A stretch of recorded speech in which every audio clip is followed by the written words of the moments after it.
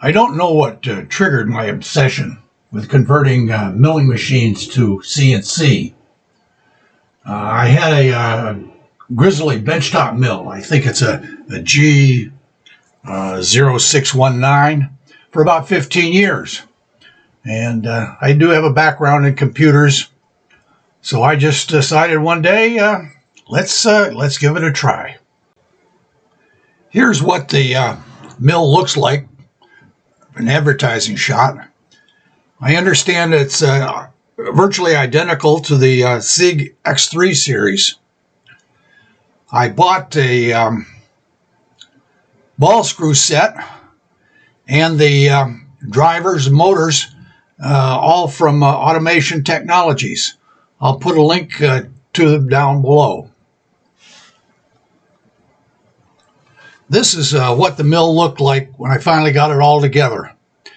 It only took about, say 3 or 4 days to get the ball screws in and everything lined up.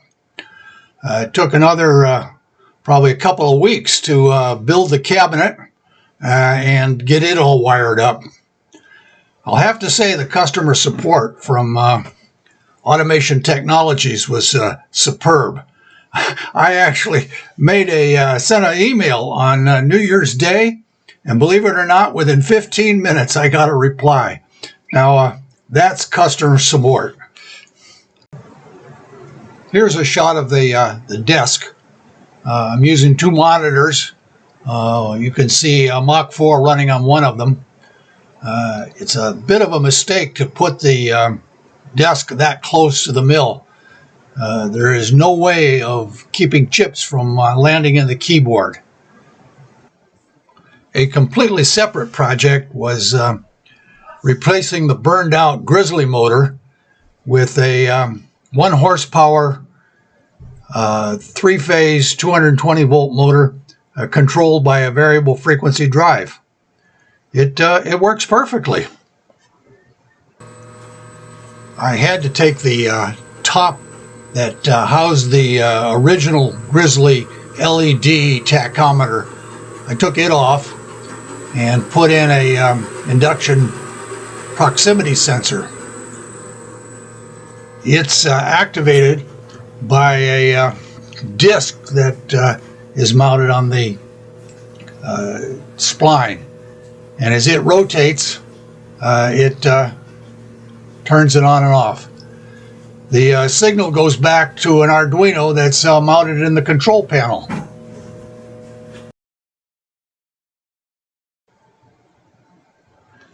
Here are the homing and limit switch for the X-axis.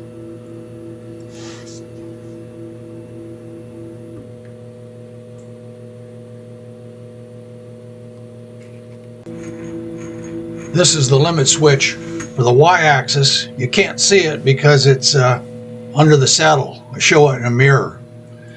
And here is the Z-axis homing at the top of the column. This is the milling of a V-shaped slot into a bar of steel. It's going to be for a small sheet metal brake. Now let's take a look at the Bridgeport CNC conversion saga. The Grizzly benchtop mill just didn't have the oomph that I needed for some project. I wanted something bigger, and I kept looking around. Hawaii, with a population of 1.4 million people, doesn't have a lot of choice available in the way of machinery. But I found it on Craigslist over on Maui. And I knew that getting it back from Maui to the Big Island where I live was going to be a chore and maybe expensive. It's only 121 miles, but it's 121 miles of ocean. So during the midst of the COVID, I went over to Maui to have a look at the machine and decided on the spot to buy it. Borrowed a forklift truck, loaded it into a friend's pickup, and made a very slow, careful drive to the barge dock in Kahului. Got to the dock one day before there was a 40% increase in the shipping tariffs. Since it was going to be deck cargo and subject to salt spray, had to cover it completely with a tarp. Missed the transshipment schedule in Honolulu by a day or so, so it ended up taking 2 weeks to get the 121 miles from Kahului to Hilo. Arrived in good shape, but that's what happens living on an island. Rented a truck in Hilo, got it from the dock to my shop in good shape, unloaded it with the help of a couple of come-alongs. Now comes the fun part, tearing it down to the last nut and bolt. I decided to do a complete rebuild. It is a paint job, ball screws, a new motor, motorized knee, and converting it over to CNC. This old man needs all the lifting help he can get. Fortunately, my shop has an overhead crane, and I used an engine hoist. First came the motor, then the head, the turret, the nod, or at least I call it the nod. Off came the ram, then the table, and the out-of-date non-working power feed, the saddle, and finally the knee.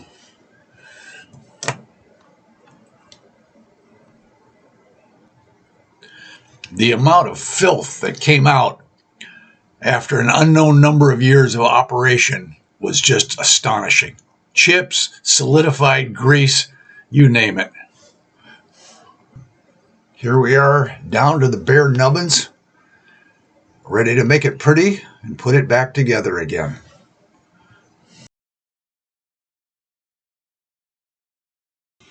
I did not chip off all of the old paint, just sanded it down to expose the underlying black original filler material, then bondoed over the top of that.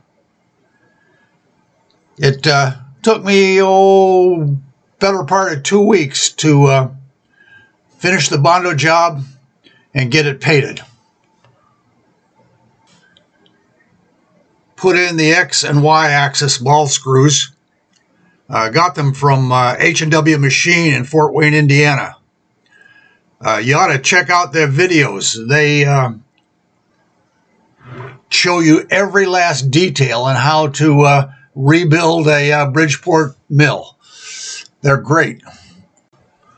Because of the crazy wet weather we have here at my location in Hawaii, good machinery has to be in an enclosed room.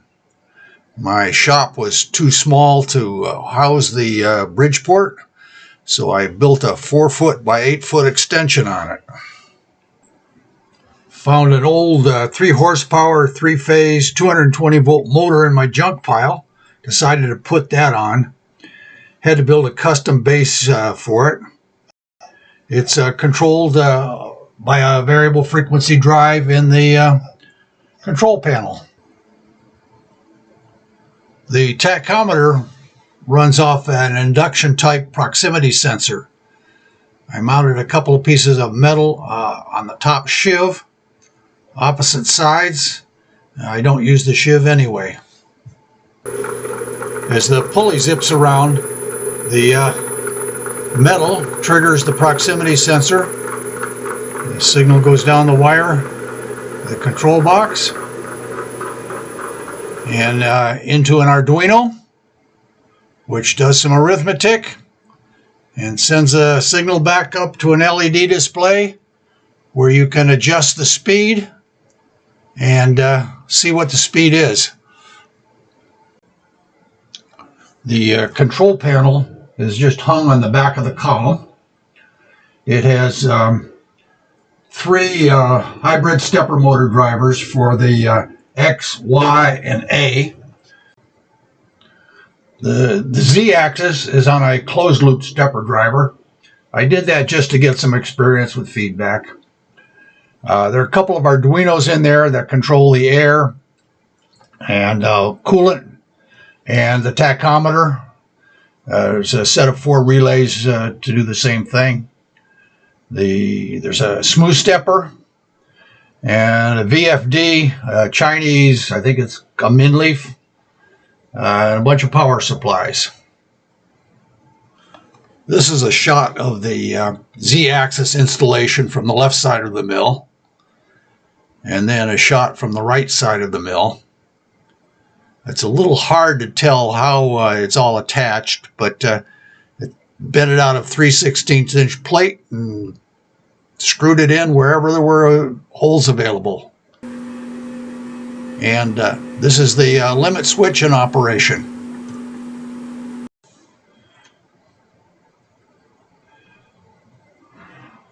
I mounted the X-axis facing in because of some space constraints. It doesn't limit the table travel at all. There's the Y-axis motor mount.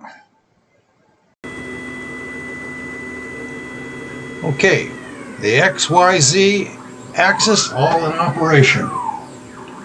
Looks to me like Lucy's not real interested in milling machines.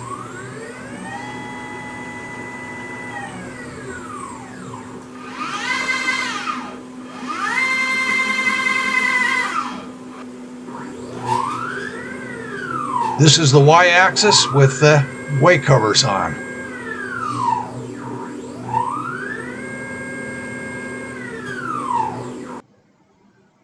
Got tired of cranking the knee up and down by hand. Put on this little gear motor, 24 volt. Here's a short demonstration of the knee motor in action. It's a little bit slow because it's right now on a 12 volt battery. I had to get a 24 volt power supply to run it properly. Then it's much faster. This is a shot of a device from the This Old Tony website. He calls it a lathe router, but I use it as an A-axis. Made a copy of it. That sucker is heavy, and I have to move it between the Grizzly and the Bridgeport. That about wraps it up for the Bridgeport rebuild. I'm quite happy with the result. Let's move on and take a look at the last one, the Sherline rebuild. I came by the Sherline outfit in sort of a strange way. When I was over in Maui getting the Bridgeport, the seller said, well, rather than negotiate the price, why don't I just throw in a complete Sherline CNC outfit? It's worth about $10,000 with all the bells and whistles that go with it. I thought that was a bunch of bullshit, but as it turned out, it was the $10,000 was just in the ballpark. I grossly underestimated the hassle and the cost of getting it back from Maui to the Big Island. I thought, well, I'll just make some crates and pay the extra baggage on the airplane. Well, I was flying a puddle jumper, and their weight limits were really low. So I unloaded the crates that I'd already built and packed up, took as much weight out as I could, and put it into large flat rate U.S. post office boxes. The post office did not enjoy seeing me company. Some of those boxes weighed 50 pounds, so I sure did get my money's worth from the post office. The crates were still too heavy to go on the little airline, so I sent them back air freight, commercial airline, Aloha, and then mailed the packages. They arrived a couple of days later, And it was like Christmas, getting them and unpacking them. The post office did a job on the flat rate boxes, but everything arrived in one place. Peace. Nothing was lost.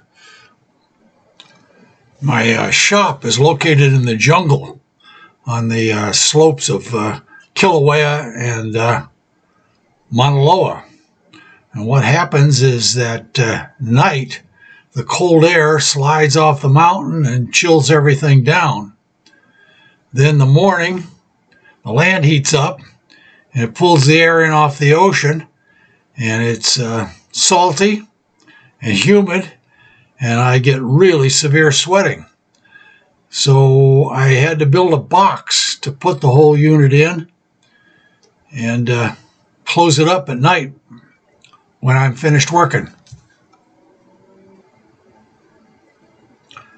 I decided that I'd make the operation of the Sherline mill consistent with the other two, the Bridgeport and the Grizzly.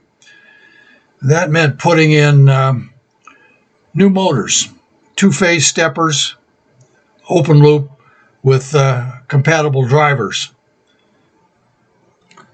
Put the whole works into a sexy case with a clear panel door. There are 6 drivers in there, 2 for the lathe and 4 for the mill, including the A-axis. That way I don't have to plug, unplug, and replug in the cables. You just reboot a new profile on Mach 4 and off you go. Oh, I forgot to mention, all 3 mills, the Grizzly, the Bridgeport, and the Sherline, operate off a single computer and 1 copy of the Mach 4 license. They don't work at the same time. You simply boot the profile for the corresponding machine. The mill is all set up, getting it dialed in, having a little trouble getting less than about 5 thousandths backlash in the X and Y, but we'll get there. Ready to rock and roll. Here's a quick video using the rotary table to spot drill some holes in an aluminum pipe.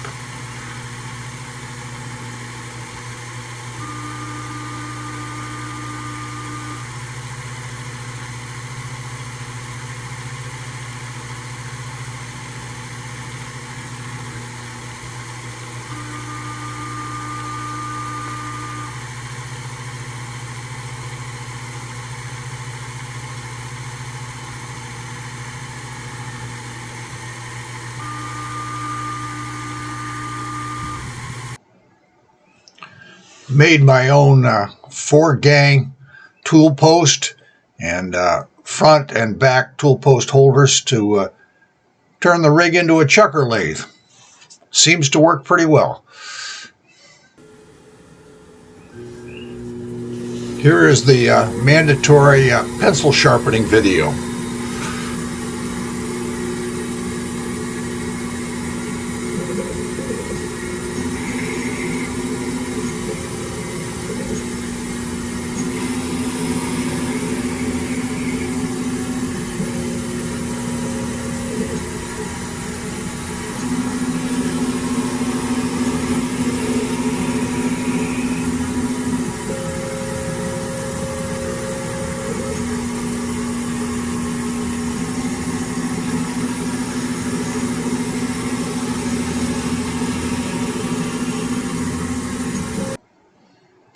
Well, that's about wraps it up. We just converted 3 mills to CNC in approximately 20 minutes. I hope you enjoyed it.